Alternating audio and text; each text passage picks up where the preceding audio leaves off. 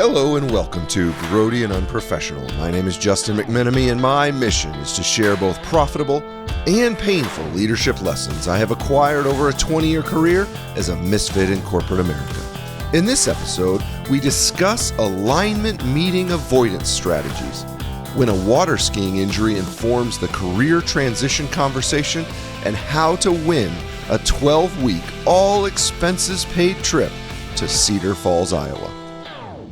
Leo Salotti, it is so good to have you here in person in the Grody and Unprofessional studio. Okay, thank you so much, Justin. Thank you so much. I really appreciate being here. I'm so happy. I hope that this episode it's gonna hit records, so we see it. Well, I spent all of my travel budget for this year to get you here from Argentina. Last year, we bought Ronco in. Yeah. Spent all my budget to get Ronco. The episode didn't do very well, so we have to try again. That's why we brought in the professional this time. Thank you so much. Yeah, it's true. There's a couple things that I'm excited to talk about today. First, leadership. That's really what we talk about in the podcast a lot. You've got some really unique experiences of leading cross cultures, of leading across different stages of a business, from being the first employee of a business in a country to leading your own company now, to being a part of a very large company, working at John Deere early in your career.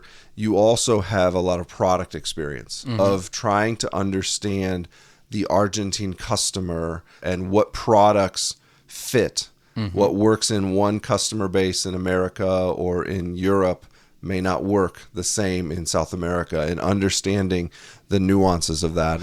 I'm excited because I always love talking to leaders that have been challenged with unique challenges. And being the first, being the trailblazer is a unique challenge, but also cross-cultural is a unique challenge. And I want to start with cross-cultural leadership. There was a period of time in your career that you were in charge of a team of about 25 employees that were in Argentina. And I remember you were promoted and you were going to lead not just the team in Argentina, but there was another 25 employees in Brazil. Yeah. And for those of you that are not familiar, Argentina and Brazil speak different languages. Brazil speaks Portuguese. Argentina speaks Spanish. And there's a little bit of, say, friendly rivalry. Yeah, it's like brothers, brothers playing the same game, soccer, football. So we share a large border. We have a lot of things in common. But at the same time, we have this soccer rivalry forever. Yes. And so the time that was 2023, and we just won the world championship. Yes. So we were world champion, and I was being promoted to lead the Brazilian. Yes. Right. Who were not the world champions at the time. Exactly. So in that way, one of the first things that I was thinking by that time was, okay, how to lead this different team. I knew most of them because we shared so many trips to US and blah, blah, blah. But now, being the manager there, and also we were very, very successful on the model that we were applying into Argentina. Yeah.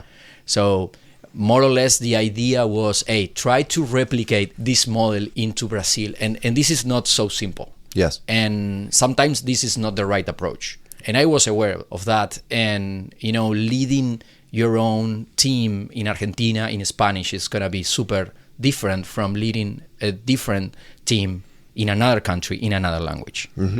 So we organized as the first meeting, like a leadership meeting. And Brazil is huge, right? It's a really big country with different type of cultures, different areas, different agronomics, different environments. So for that meeting, I made a decision to speak the entire meeting in Portuguese. So I practiced a lot. I made the speech.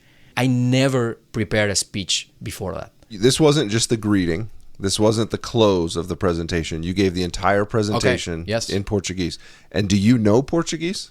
Well, a little bit. I was practicing a lot during my years at John Deere because John Deere factory in Rosario in Argentina is the engine factory that supplies to the machinery factories there. So I was traveling very, very often. In some way it's different, but the structure of the verbs is the same. It's a Latin language. So it was a big impact, a positive one.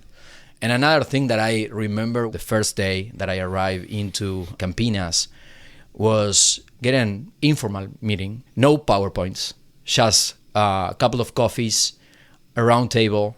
And I said, I really, really put myself into your shoes.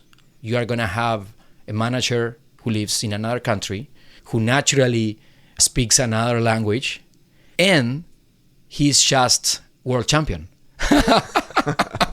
You make the joke there, but another context is that these two teams had been compared to one another. Exactly. And there had been a history of growth in Argentina and not as much growth in Brazil. And so not just in this context here, but in a lot of leadership contexts, as a leader comes in, there is the assumption by the team, which is to say the leader has already made up his or her mind on how the strategy is going to be and who their people are going to be.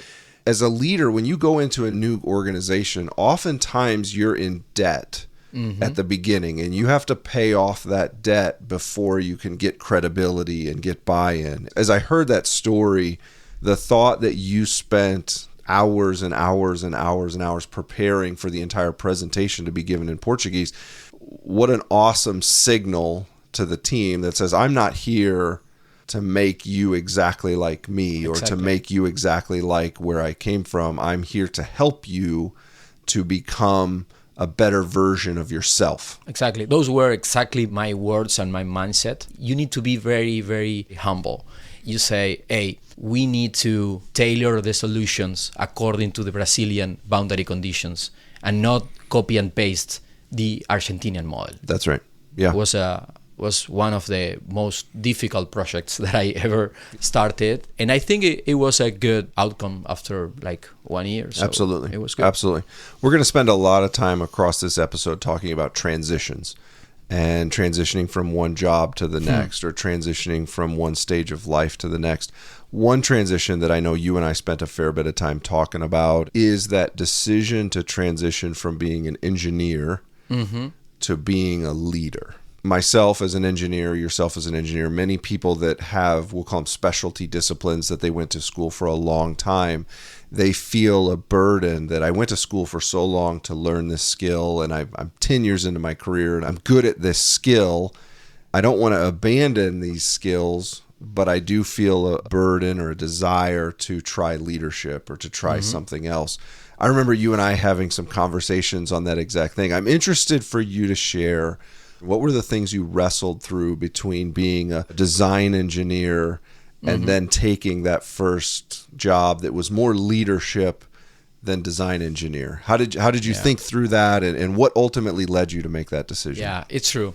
Yeah, very difficult one. And I think that there is some part of the desire to be a leader which is coming from deep inside. Yeah. On my personal experience was the ability to grow and to impact more and more and more. By that time, it was 2019 or something like that, and we were growing really, really fast. The impact on the Argentinian growers was very, very strong with the OEM as well. So we were having on this stretch mode that we were working crazy. So we had this truly necessity of growth in the team. Yeah. We hire wonderful people. And I was super lucky and blessed that the people that we hired helped a lot on the first, manager period of time, because sometimes when you jump from a design engineer into a supervisor or manager role, you need to start managing as you can, right? So no training, no introduction, nothing. Trial by fire. Exactly. But on my case, I was so fortunate that the people who was entering into the company, which is Mauri, is a best friend of mine, he helped me a lot. So I think that I started easy. Yeah. One of the things that I've seen in my own career and others as well is one interim step that can be made is to lead a project before you go to leading people. And specifically projects that cross a lot of departments, not just one project that can be completed all inside of engineering or one project that can be completed all inside of sales, but the complexities of an interdepartmental project because that requires you to learn the gift of leading people that you don't have direct authority over. Especially in large, bureaucratic, hierarchical organizations, it's very difficult to know if you're a good leader or not, because everybody just follows you because that's the rules of the system, and that's how you get raises, and that's how you get bonuses. The easiest way to learn if you have a talent or a predisposition for leadership is to attempt to lead people that can just say no. Exactly. They just say, well, you're not in charge of me and my bonus doesn't come through you, so I'm not going to listen to you. Both for myself personally as well for others that say, hey, I want to test drive leadership. I want to see what it is. We don't have to jump even all the way to team lead to get a feel for, is this a good thing or a bad thing? We can try a project. The other part for me, and I would say as I transitioned from individual engineering, designing the product into leadership, I would not have articulated it this way 10 years ago, but as I look in the rearview mirror, I think more and more what I've grown to love is the success of others and being a part of the success of others, not being a glory hog or stealing the spotlight, but being the one that is behind and supporting the success of others. I went into engineering because I enjoyed the idea of seeing my handiwork in society. Whether it's bulldozers or technology on planters, you can drive down the interstate and you can see your device on the side of the road and say, I was a part of that. And there's a sense of pride that falls into that. If I go all the way back to my youth, that's really what I was aiming for with the engineer. As I've grown in my career, I now have that same feeling as I see people succeeding. As I see people that I've mentored or that I've poured into, that now they're leading other things and they're stepping up and they're getting more praise and they're being more successful. I have that same sense of fulfillment as I see people succeeding as I did before with the product. It wasn't a single leap where I woke up one day and said, you know what, today's the day that I put all of the mechanics of materials equations away. Today's the day that I never think about heat transfer again, and now I want to be a leader. It was a transition, but there were some really key and instrumental experiments that I ran along the way that said, I really do enjoy this and I feel fulfillment out of leadership. My guess is the story would be the same for you. Yes, and at the same time, you need to realize that in some part of the transition, you need to get all the equations and the design out. And it's an internal change, right? Because you are going to have the temptation of returning back and review all the calculations that a team member did. Yes. And that's going to cause two major things: inefficiency and lack of trust. Yes. And this is very, very difficult to do. So you need to train that part of your brain to say, okay, I will not check this. Yeah. And if something goes wrong, it's also beneficial because the team member will see where the error was, and you will learn that you need to trust in the guy, and the guy will recognize that you as a manager did trust in him. Correct. I remember as a very young engineer thinking that it would be a horrible thing to work for someone who wasn't an engineer. Because how could they help me? How could they know what I was doing? As you get farther into your career, sometimes having an engineer as a boss is not a positive because especially an engineer as a boss who doesn't trust, it's like, well, why don't you just do it yourself? You don't need me to do this. When your boss is trained in your discipline, it can be good and it can be bad. And when your boss isn't trained in your discipline, it can also be good and bad. It just depends on how they take the approach. So I am interested. We're going to keep talking about transition. You and I actually have very similar career arc. We went to university, we graduated, and we started at a very large multinational equipment organization. We were there for a while, decided to leave that organization and transition to a more small entrepreneurial startup feel, and then have recently transitioned again back to a small startup feel. I've shared my story through a number of episodes, and I'll share some pieces of it here, but I am interested. One of the conversations that I have over and over and over again with people early in their career is, how do I know that I'm in the right place, and how do I know when to make a transition, and what are good reasons to make a transition, what are bad reasons to make a transition. So tell us a little bit of your backstory coming out of university and going to work at a very large multinational organization. Yeah. So right after college, I was having different interviews with different type of companies. I made this 7-hat decision-making process to define which is the best company to start with. John Deere opportunity appeared, and after almost 15 years from that decision, I think that it was the best one. Yeah. By that time, John Deere Argentina was one of the best schools for the new engineers. You know, imagine this: I grow up in a small town, going into the second largest city in the country, entering this huge building, huge multinational with a lot of pride of brand, the colors, you know. I was scared, you know, very, very, very scary about my first day.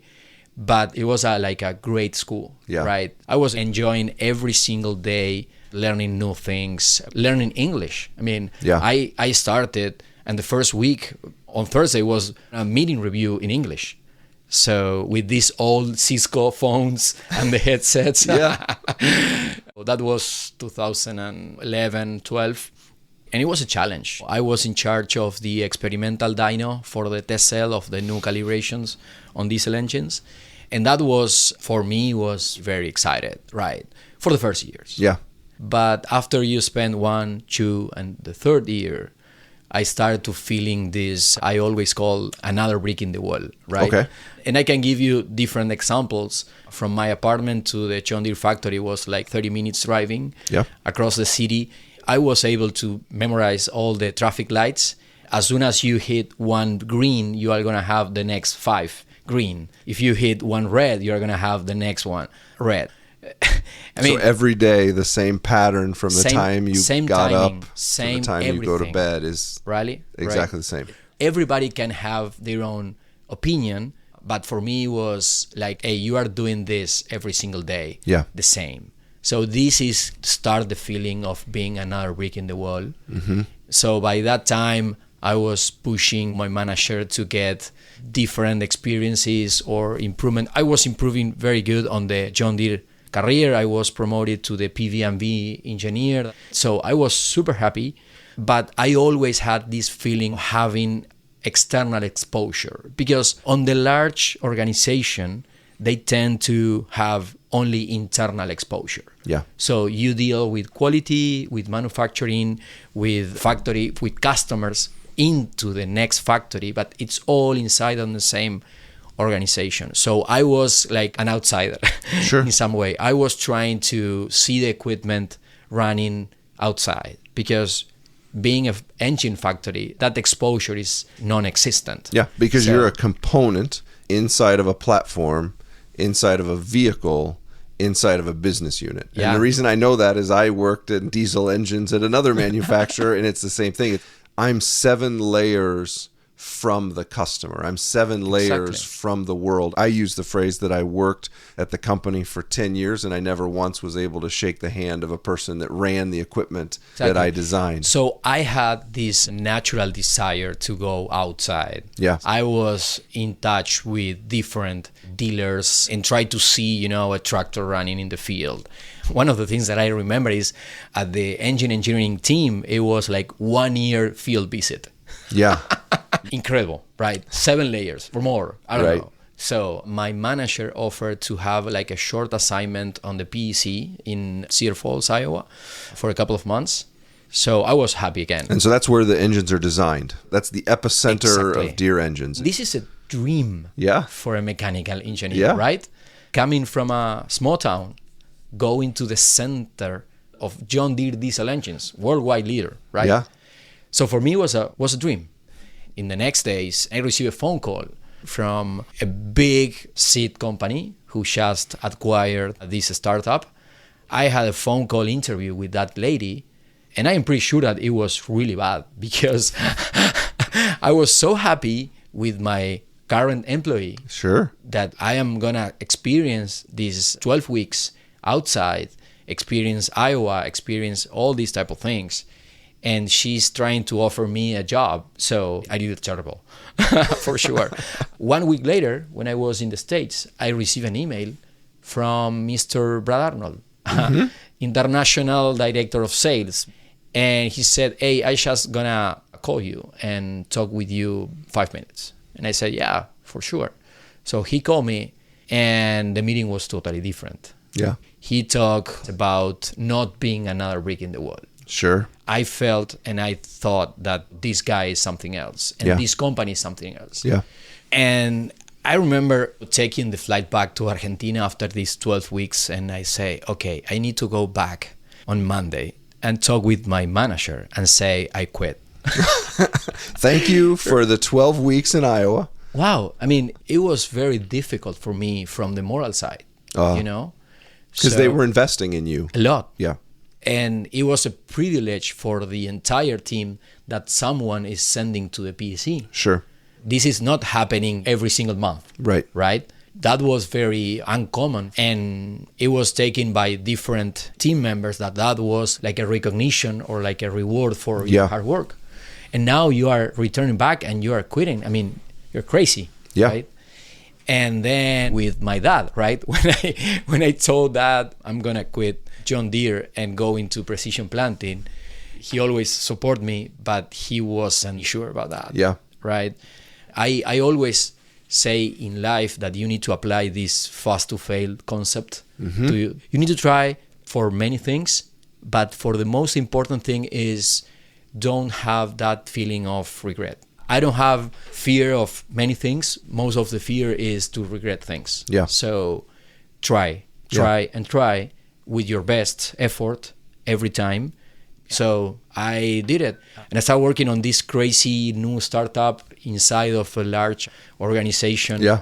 You bring up a couple things that I really resonate with, and I found in my experience also to be true. The first, and you mentioned it, is absolutely a valuable experience in the first years of your career to see firsthand and to be part of an amazing product design company that has been designing products for 100 years, that has been successfully helping customers for 100 years.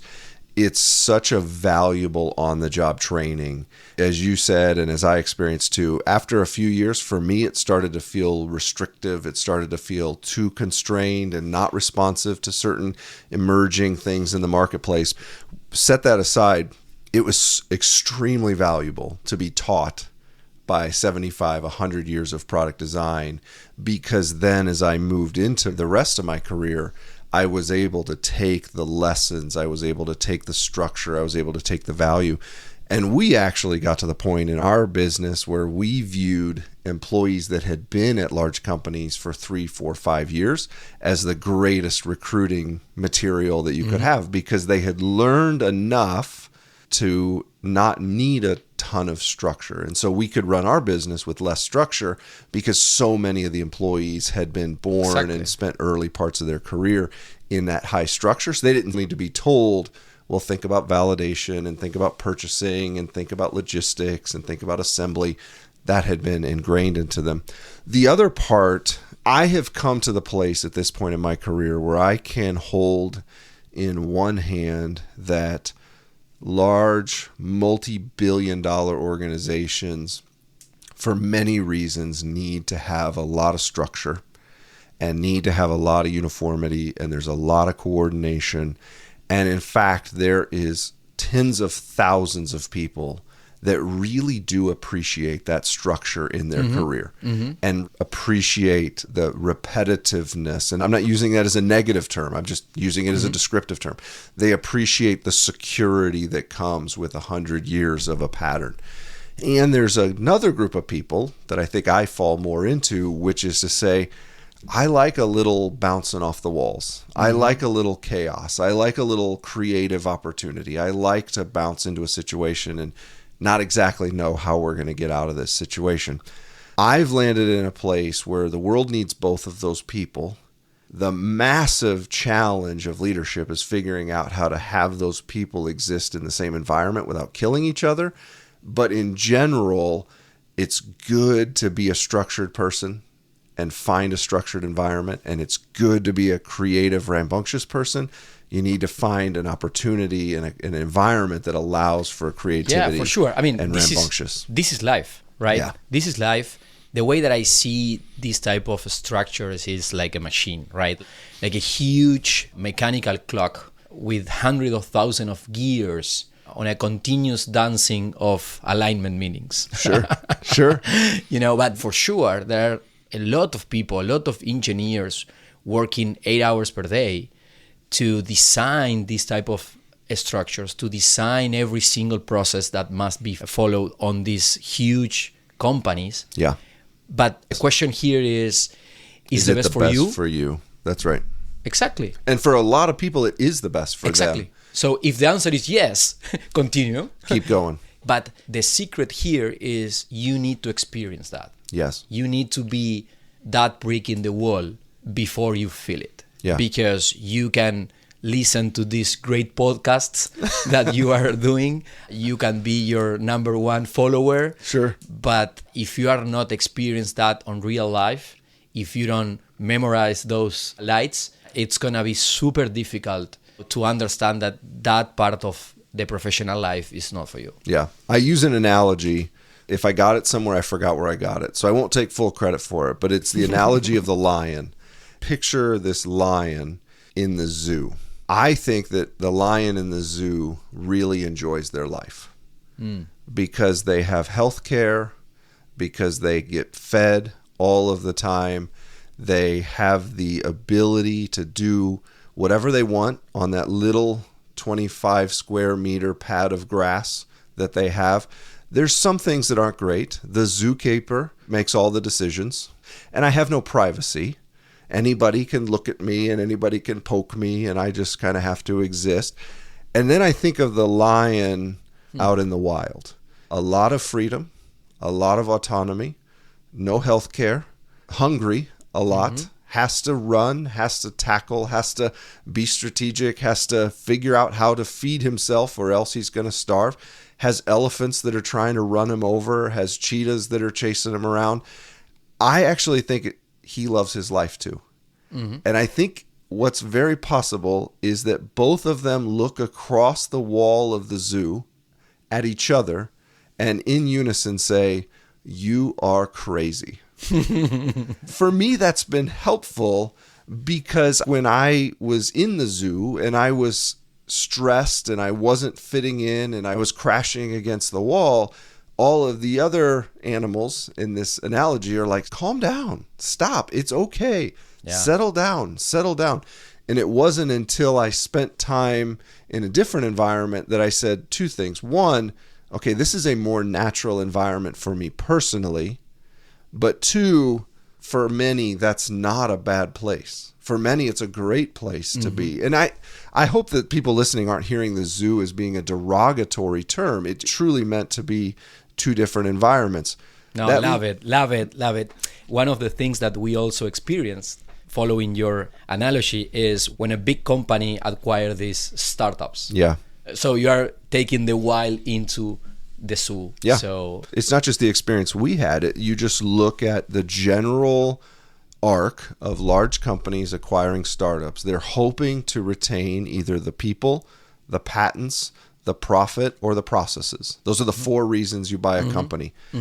But it's really, really hard to retain the people and the processes if we're going to superimpose the big way of doing it onto the small way. That's a universal experience that happens across industries, across nations. It's very difficult. And that's why I said that the challenge of leadership that I view as the major unlock key is how to take people that love structure and people that love creativity and put them on a team in which they complement one another and don't kill one another. Because they both are tempted to believe that the other one is wrecking this place. And if you as leadership let them go to their natural state, which is to really despise the other one, putting creative and structure together will spiral and break and fall out of control. But the leaders that have been able to love both of them equally, the one that loves the zoo and the one that loves the wild, to love both of them equally and motivate them differently. They're not motivated for the same reasons, but motivate them differently. Those teams can absolutely break through. Exactly. Love it. You mentioned when you left John Deere, a lot of your coworkers thought you were crazy. Oh, yeah. For leaving. Oh, yeah. I remember a couple of those. One of the guy was, it was not my supervisor, was the CI leader. And he was like on the age of 50 more. And he was expending like 20 years at Deere. He was a very classical Sioux guy. Yeah. I love the guy. I learned a lot of things from that guy. But he was telling me, hey, you are crazy. You are crazy. Yeah. I mean, you need to stay here. Here is safe if you want it. You have a good career here. Again, I was 27 and he could be my dad, right? Yeah. But at the same time, I also had another people telling me, hey, that could be awesome. Yes. If you have some headcount there, let me know. And one of the things that I thought with that was, but you were here 10 years. Yes. Why you are asking me to get you a new opportunity? You need to look outside and find your own things. Yes. Right? It was difficult to quit there. John Deere was in a very huge expansion in Brazil. Lot of guys going to Brazil, getting promotions. So it was a good time, but also it was a good time for me to leave it. So. Yeah. I had a handful of managers, and I remember one in particular that just said, hey, you're throwing your career away. Yeah. And I said, I might be, but for me, I got to try. Yeah. That's right. So you mentioned you went and joined Precision Planting, and you were the very beginning of Precision Planting in Argentina. Yeah. What we wrestled with, how do you take success in one part of the world, whether it be technical success, commercial success, reputational success, and how do you best give yourself the chance for success in another part of the world? Where we landed, and you were a big part of it, is there's a degree of autonomy that you give local leadership, especially as they have demonstrated success. We didn't just lift and shift the product line from Iowa and Illinois into Rio Cuarto or Mato Grosso. We also didn't lift and shift the branding, the naming of things from Illinois to Rio Cuarto, Mato Grosso do Sul. There's definitely a temptation to what is the recipe for success. And I've always seen they want to push it to the extremes. You either have full control at central office and just doers out in the highways and byways, out at the nodes, or a fully distributed model, which is every man for himself, everyone decide for themselves. And that's not where we landed. Where we landed was in a loosely coupled structure that had trust and demonstrated performance underneath it, where you in Argentina, you were given leeway and you were trusted that if you raised your hand and said, hey, this product isn't needed by the Argentine farmer, but these other products are, so we're going to favor these other products. The other piece that feeds into this is we hired, and this again, central office versus distributed, we had engineers designing and releasing parts and prints in Argentina specific to the Argentine market. And that was also strategically done because it allowed not just for local sourcing of components for purchasing reasons, but it allowed for the connection of the engineer to the grower, both in the design of the project, but also the feedback of the product. Exactly. For instance, to give you examples, in Argentina is like 90% of the planter is applying granular fertilizers, right? And we need to control that on the electric drives. So that was like number one requirement for us to launch the electric drives. Sure. And so having the ability or the influence to go to Illinois and say, hey, I need a variable rate control hydraulic drives for the fertilizer. Yeah. Sometimes that was very difficult because so many guys were saying, okay, that's great, but on the prioritization, we need to solve urgent issues in Illinois, Iowa, Indiana. Yeah. So having these two models that you just described, it's going to depend on the type of technology that you are going to develop and the type of the market as well. I even tried multiple times throughout the years to explain it. They say, how are you and the nodes designed? And in their mind, it's either all central control or all distributed control. And we just didn't operate that way. We operated in a more flexible hybrid way where there were seasons of this decision is going to be made at central office and we're going to implement it globally. And then there were other times where it said, no, we would allow the regions to make those decisions. And it's going to depend on the complexity of the project. Correct. So you have now gone to the extreme of entrepreneurship, which is to start your own company. And you and a number of your friends are leading a company in Uruguay and Argentina. Talk to me about that continuum. Going from a very big company to a small company is a leap. Starting your own company is maybe not a leap, it's more of a dive. Yeah, well, we founded 1 year ago. Terranova is the new Foundland, the translation. Pichu, Mauri, and I, three, Italian guys, so using an Italian name. Sure. I can describe it as the first years of precision planting combined with very highly efficient way to spend your own money. Sure. And very unstable monthly salaries. Yeah. Yeah.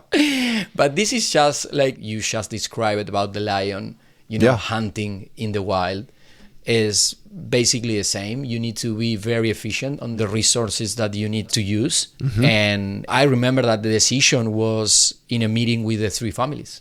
So our wives are very important part of the decision.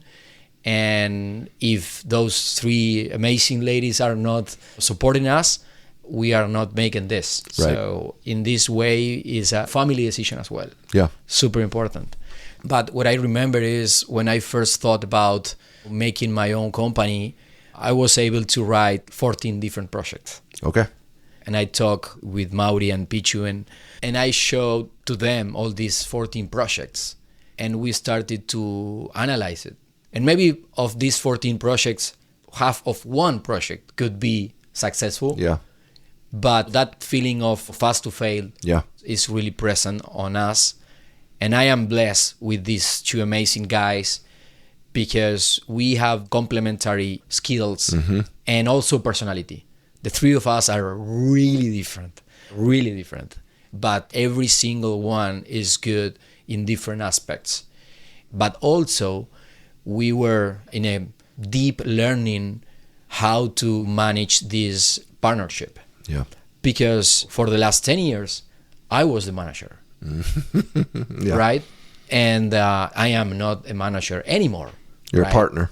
Yes, on equal terms. And for them, it's the same, right? They were like, my manager is saying this, so I'm kind of protect, and now I am the owner. Yeah. So for everybody, it was a learning period of time.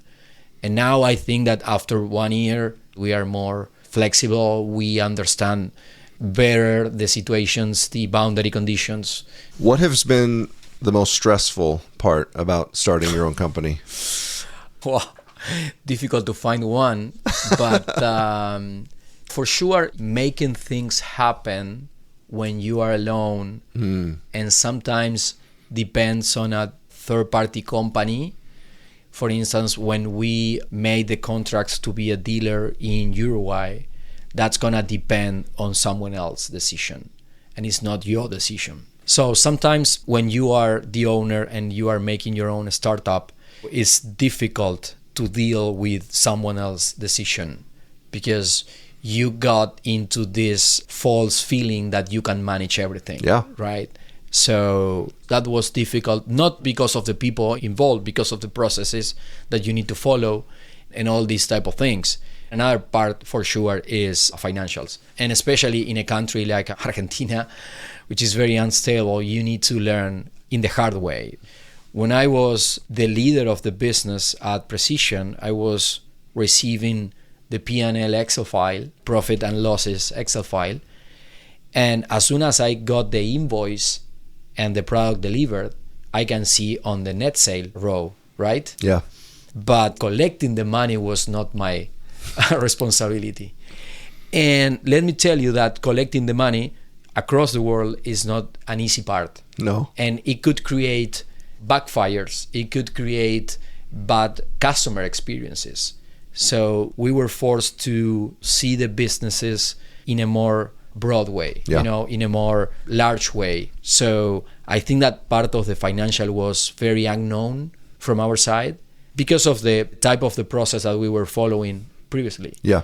I'm not a finance guy, but I turned into it. I can talk about so many things into financial right now. And for me, it was super happy. I'm super happy to learn all these new things about financing, collecting, and protecting your money due to different exchange rate and variation. So it's great. And what would you say has been the most enjoyable part of starting your own business?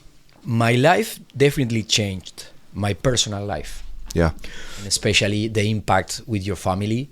That's a great feeling. My calendar is more open. Yeah. The majority of the time is open and strictly talking about meetings. I'm a very critical guy about meetings, especially with the virtual meetings. Some structures or people are abusing of the time, and you cross a lot of guys leaving meeting after meeting. I think that having this more quality time to dedicate your own projects is great, and then being across the whole process from sales to operation to deliver the product and to use the product. So that's great. Yeah. Let's go back to the original comment. There's a lot of people that are wrestling with, should I stay where I'm at? Is the discomfort that I'm in worth the effort to change? How would you advise someone early in their career that asks, should I stay where I'm at and stick it out, or should I make the change? What factors would you have them think through as part of that change or not? Yes. Decisions are always very difficult. Like we discussed previously, you need to experience what you are doing in the good way and in the bad way as well. I always use this 7 hats method to think about to a decision. But sometimes your pillow is your best advisor. When you go to sleep and talk with your own pillow, I am talking about talking very internally and see what do you want for your life. You need to separate on different aspects of your current job and your potential new job. Yeah. That leads you to the 7 different hats, from the economics, from the personal life, from the career development, and put in different points from 0 to 10 and then make the math, right? Yeah. As I think about the same question and I look back at my career and professional life, there isn't a single point in time that is the only point to make a transition. Mm-hmm. Across my experience, it's been a runway. There's a point at which leaving before would have been too early. Mm-hmm. This is only clear in hindsight, but it felt like it would have been too early. I wouldn't have experienced what I needed to experience. I wouldn't have learned what I needed to learn. And then there's other times where you stick around too long, and that can create problems as well. Mm-hmm. As I give advice, I would say, if you leave too early, you really do lose the opportunity to learn resiliency or to learn how to be in a tough environment. Those tough environments in hindsight are oftentimes the largest season of growth. Mm-hmm. When you're challenged, whether it be professionally or interpersonally with a supervisor, that's typically a season that you're learning at a very rapid rate. And so absolutely don't just jump because it got uncomfortable, because you could be sidestepping some of the most rapid growth and rapid maturity periods of your life or of your career. I saw so many times guys to jumping like 10 different jobs in 15 years. Because they could find another 5%, or they had a bad day with their boss or whatever. The other part that I would say, the other boundary condition to follow along, if you're in an environment that is dragging you into some dark places. Or if you're in an environment that is dragging you towards bitterness. I talk about this in other episodes. Bitterness is a pill that will only destroy you. It will drag somebody down. If you're tempted and you're falling into those stage, staying is probably not the right answer. No, it's very toxic in Correct. some way. Correct. And you will feel it with different messages. Yeah. For instance, for the last period of my career at the previous job, I was getting like a very high rate of flus, for instance. Yeah. And my throat, I was really, really having pain because I was doing a lot of physical effort, taking so many planes, going up, going down. And you need to realize, hey, this is not normal, right? Yeah. The story that I used for that, when I was in high school, I went water skiing. Mm-hmm. I've only been water skiing once in my life, and when I finish the story, you'll understand why. I've only been water skiing once in my life. I had never water skied, and so the person driving the boat, they said, well, you get in the water, you got your skis on, keep your tips up, hold on, we're going to pull, you just hang on. And so I followed all of those instructions to the best of my ability. I come up, but then I start to go over the skis, and I didn't let go. Mm-hmm. And so it keeps pulling, and I'm holding on, trying to get up. And I tumble out, I let go. Obviously, I'm underwater, so I don't see this, but the people in the boat said that I held on for so long, there was so much tension in the rope that when it finally was ripped out of my hands, the rope landed in front of the boat. It landed in front of the moving boat. And for the next probably 4 or 5 months, I couldn't squeeze a fist because of all of the injury in my forearms. And here we are 25 years later, and I still have pain on occasion. If I play tennis, if I play golf, I'll still have pain. For me, the analogy is actually very relevant, is that it is possible to hang on too long and cause pain for yourself for the rest of your life. Exactly. There are environments that, even though you don't know where you're jumping to, right? You use the analogy with Brad Arnold, you use the analogy with precision. A situation came to you and you said, man, for what I want to grow up to be, this is an opportunity to do that. There are times, and I've had to do this on occasion, where you have to jump because the environment you're in is destructive to you and you don't know where you're going to land. You just kind of have to have faith that says, I'm going to jump and I trust that we can figure it out as we go down.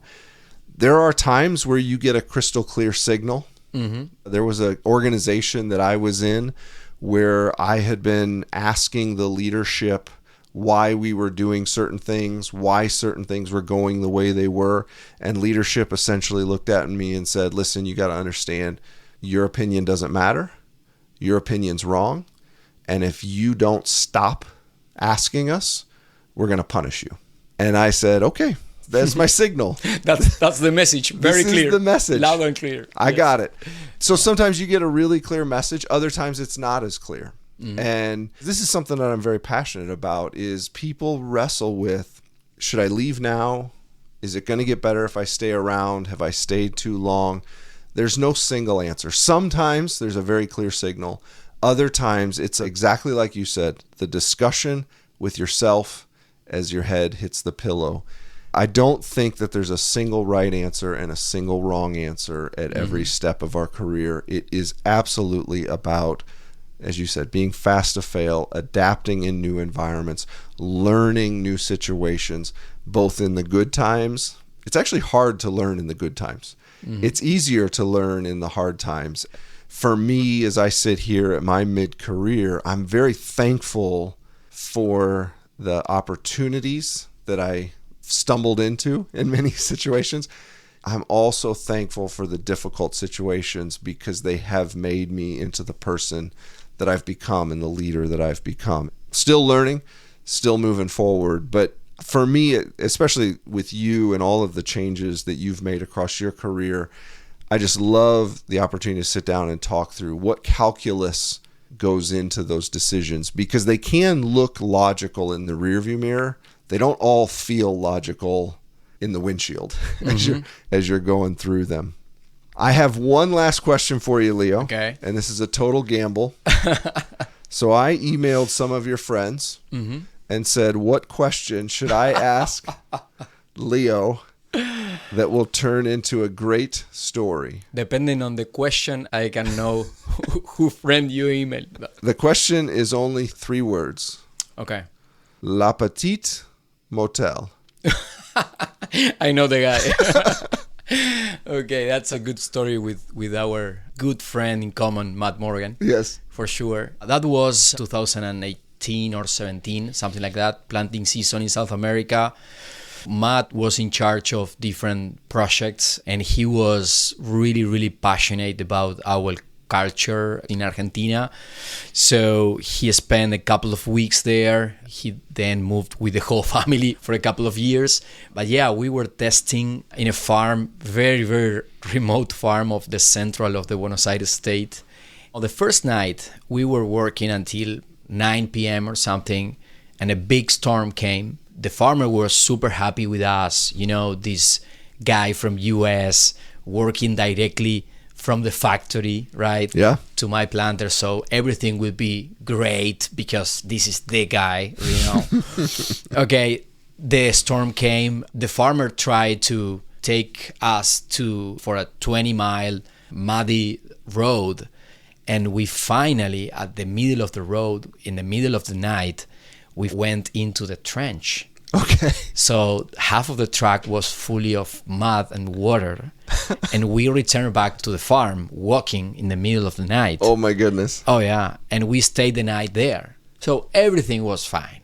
At the farmer's house. At the farmer house. Yeah. With the owners. Yeah. Okay. Following day, we were working on the planter, and the planter is not working. And the software is not running. And after rain, I want to plant. Yeah. So now the mood is totally different, right? Take all this stuff out of my planter. Sure. Because I need to plant. So basically, that night, we were forced to return back to the small town. The only hotel, it was called Petit Hotel, right? In French, it's like a tiny, small hotel. And the hotel was so bad. So we were sharing rooms, as you already discussed in a different episode, but we were sharing rooms with Matt. And I remember that on top of my head, it was the gas boiler, natural gas boiler. And I was scared to got fire or something. Right. Right above the bed. Right about the head of the bed. Yes, God. Exactly there. So imagine that we had full of tools into the truck. So basically we went downstairs with Matt and we disassemble the boiler and take the boiler out just to be safe. The age of the hotel was probably, I don't know, 1940 or 1950, so very old, but we basically disassembled the hotel room with our own tools.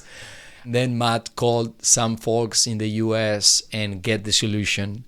And the fourth day, we finally cranked the planter up. And so after that experience, the farm owner is a great friend of us. Yeah. Always sending greetings, abrazos to Matt and to myself. So great story. But it's very, very common for the Argentinian team, now I am remembering, to disassemble things on the hotel rooms. Yeah. It's happening so many times. Not that one. We have done so many times. Well, as of right now, there are no Argentine hotels sponsoring Grody and Unprofessional, so I think we're fine. Yeah, okay, thank you. Thanks, Justin, for your time, for Absolutely. your interest on my story. I hope that we can help many people to navigate those difficult times of decision. Feel free to reach me if you need anything. Leo, it's so good to spend time with you. So good to have you here in person. Awesome memories and awesome things that we learned that we're going to take with us through the rest of our career. Thanks so much for coming by. Thanks. For those that wish to share praise, feedback, accolades, or large sums of money, please reach out to justin@grody.io. For those with complaints, concerns, frustrations, or accusations, or if you happen to own La Petite Hotel and you are looking for your gas boiler, Mac Borgen is your man. Gracias por tu tiempo. Lo repetiremos pronto.